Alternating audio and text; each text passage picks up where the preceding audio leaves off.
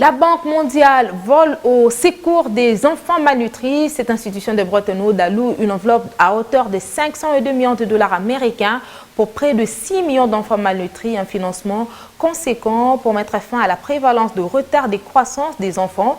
L'aide couvre 4 provinces de la République démocratique du Congo pour l'instant, à savoir le Kwilu, le Kasaï central et le Sud Kivu.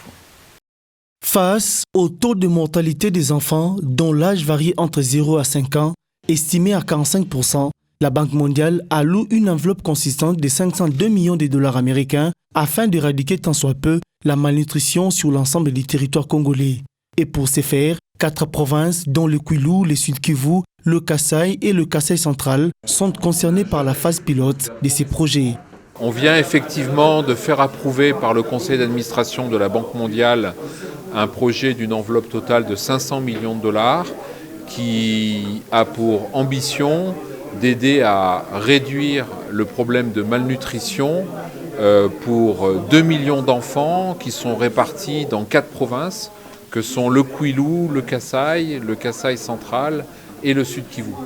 Le projet de ces partenaires au développement vise également à offrir des soins de santé de qualité aux enfants vulnérables, mais surtout à inciter les populations locales à s'approprier la planification familiale dans ces coins de la République.